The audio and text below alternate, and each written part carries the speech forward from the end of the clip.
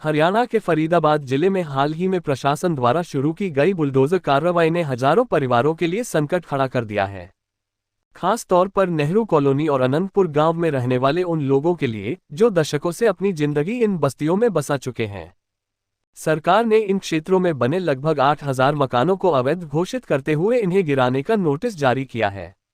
इनमें से कई परिवार 45 से 50 साल से यहां रह रहे हैं और उनके पास वोटर कार्ड, आधार कार्ड, बिजली के मीटर जैसे दस्तावेज भी मौजूद हैं। फिर भी प्रशासन का कहना है कि ये निर्माण अवैध है और इन्हें हटाना जरूरी है। इस कार्रवाई ने न केवल स्थानीय निवासियों में डर और आक्रोश पैदा किया है, बल्कि इसे लेकर राजनीतिक और सामाजिक बहस भी छिड़ गई है। नेहरू कॉलोनी में बुलडोजर का कहर। फरीदाबाद की नेहरू कॉलोनी में करीब 25,000 से 30,000 लोग रहते हैं। इनमें से अधिकांश परिवार पिछले 45 साल से इस क्षेत्र में बसे हुए हैं। स्थानीय लोगों का कहना है कि उनके पास सभी कानूनी दस्तावेज मौजूद हैं, जिनमें बिजली कनेक्शन, पानी की आपूर्ति और अन्य सरकारी सुविधाओं के प्रमाण शामिल हैं। इसके बावजूद हरियाणा सरकार ने इन मकानों को अवैध घोषित करते हुए 10 जुलाई तक इन्हें खाली करने का नोटिस जारी किया है। ये नोटिस पुनर्वास विभाग द्वारा तहसीलदार विजय सिंह के नेतृत्व में 26 जून को जारी किया गया था। स्थानीय निवासियों का कहना है कि वे दशकों से इन घरों में रह रहे हैं और अब अचानक उन्हें बेघर होने का डर सता रहा है। एक बुजुर्ग महिला, कृष्णा देवी, ने कहा, हम 100 साल से यहाँ रह रहे हैं। अब सरकार कह रही है कि घर खाली करो, हम कहाँ जाएं? इसी तरह 80 वर्षीय चंद्री देवी ने जेसीबी मशीनों के सामने लेटने की चेतावनी दी है, ताकि उनके घर को बचाया जा सके। अनंतपुर गांव में सुप्रीम कोर्ट के आदेश का हवाला। फरीदाबाद के अनंतपुर गांव में भी बुलडोजर कार्रवाई जोरों पर है। ये कार्रवाई सुप्रीम कोर्ट के स्टुअर्ट आदेश के आधार पर हो रही है, जिसमें अरावली वन क्षेत्र में बने अवैध निर्माणों को हटाने का निर्देश दिया गया था।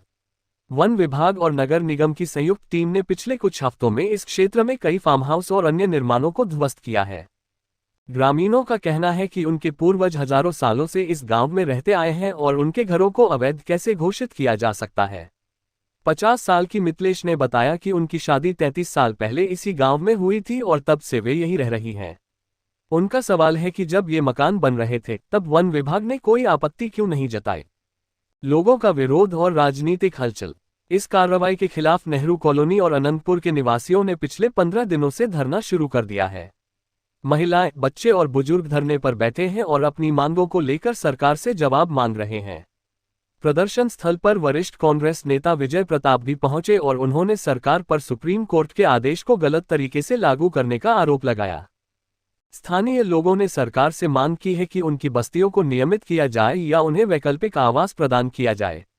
Gurjar art and culture trust के अध्यक्ष दिवाकर बिदोरी ने दावा किया कि यह जमीन निजी संपत्ति है और इसे बिना उचित नोटिस के वन विभाग को ट्रांसफर कर दिया गया। अन्य बुलडोजर कार्रवाइयां। हरियाणा में बुलडोजर कार्रवाई केवल नेहरू कॉलोनी और अनंतपुर तक सीमित नहीं है। यमुनानगर में कुख्यात गैंगस्टर रोमिल वोहरा के अवैध 2 मंजिला मकान को गिराने की तैयारी चल रही है। इसके अलावा अरावली क्षेत्र में बीजेपी विधायक मनमोहन भड़ाना और एक अन्य मंत्री के फार्म हाउस को भी ध्वस्त किया गया है। सामाजिक और नैतिक सवाल। इस कार्रवाई ने कई सवाल खड़े किए हैं। पहला, क्या दशकों से बसे लोगों को अचानक बेघर करना उचित है? दूसरा, अगर ये निर्माण अवैध थे तो इतने सालों तक प्रशासन ने कार्रवाई क्यों नहीं की?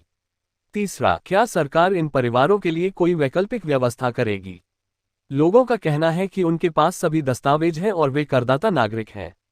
ऐसे में उनकी उपेक्षा करना सामाजिक और नैतिक रूप से गलत है।